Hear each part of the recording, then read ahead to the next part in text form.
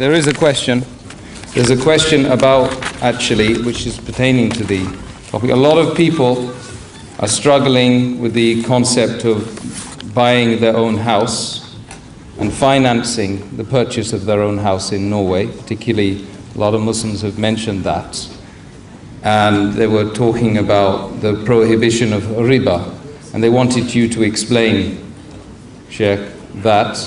Is there any permissibility at all in buying a house? Or, if you're here and you can't, maybe you've got nowhere to live.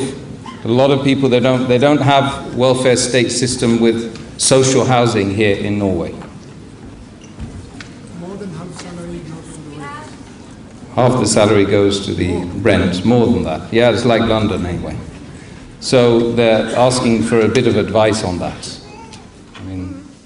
Alhamdulillah, salatu wassalam, Rasulullah. To deal with issues of purchasing one's own home, what was done in Canada, where I grew up, was that Muslims formed an association, a housing association, where the members of that association all contributed a certain amount monthly into a fund.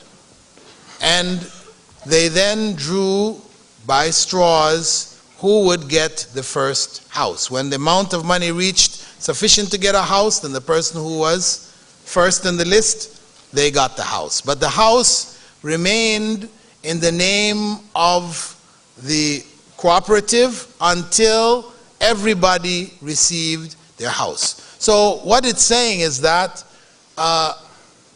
this situation forced Muslims to come and to work together. You couldn't, the only way to do it on your own was to go to the bank and get the mortgage. And this was haram.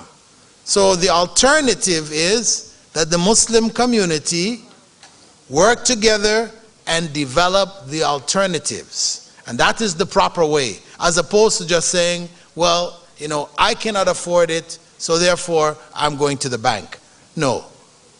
You sacrifice, even if it means half of your salary is going to rent. At the end of the year, you don't have a place, but you have to know that if you're paying half of your salary in rent, that every kroner that you pay is blessed by Allah. That's what you have to be certain of, because you're paying it to avoid going into riba, going into interest. So know that every kroner is blessed by Allah. Whereas if you do the mortgage, know that every kroner you pay is cursed by Allah.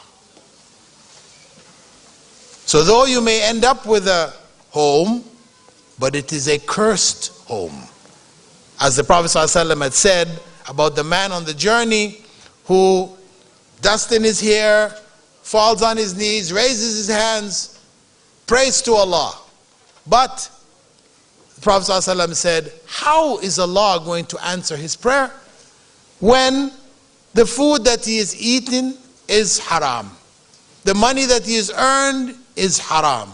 The flesh that has grown on his body has grown from haram. How is Allah going to answer his prayers?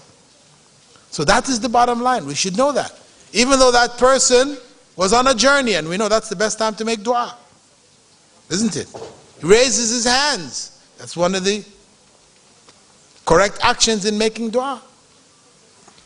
But his dua was rejected because his food, his earnings were haram.